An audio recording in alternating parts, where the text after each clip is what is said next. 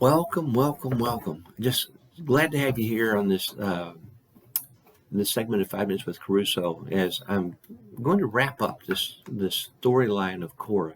And it's not like, I could go along a lot longer, but I think it's important for you to spend time exploring the storyline. It's a story of a man who was born in bondage, in poverty, and was redeemed with the rest of Israel out of that by the mighty hand of God through the servant Moses, who with other Levites chose to stand for God on the day of rebellion when the golden calf was built, whose tribe was given the responsibility and the privilege and the honor of being priests for God. And Korah's particular part of that tribe, the clan that he was part of, he was a descendant of Kohath. And you read in Numbers chapter 4 that they were given the responsibility of taking care of the sacred things of the tabernacle, which would later become the temple. The candles and the burnt offering, the altar burnt offering, the ark of the tabernacle. They were the ones who carried it from destination to destination. You can imagine Korah carrying the ark of the covenant, and it's just an incredible responsibility these people were given. And yet, Korah wasn't satisfied with that, so he rebels, and he's killed, and his family has to live with that. And later on, generations later, his family line, his descendants are elevated by God and by King David to be gatekeepers in the temple, to be the ones who give access to people or deny access to people as they're trying to, if they want to go to the temple. They keep that place, they're helping keep that place holy and keeping it from being defiled.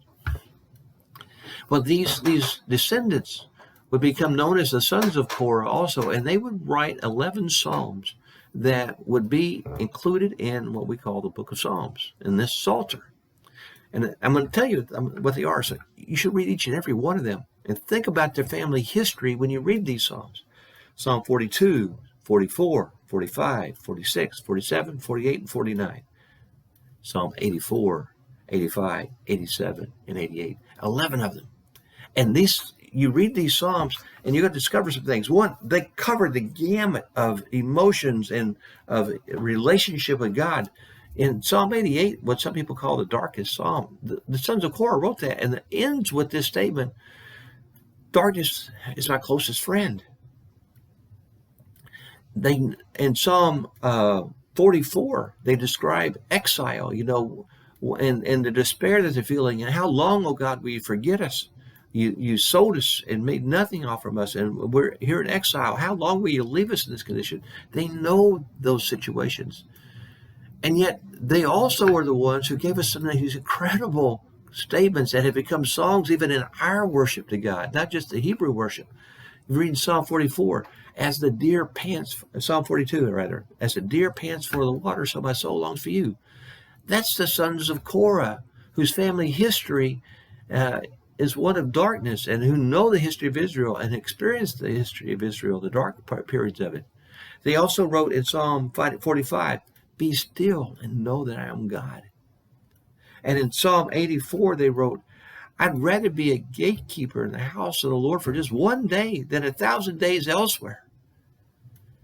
That you read these Psalms and you read of hope, and you read of a compass where these people know that when you've rebelled against God, when God has punished you and you're feeling like you have broken everything and messed up horribly, and they have family history to say that, God is always the answer. You always turn back. You get back up and you seek God and you walk with Him.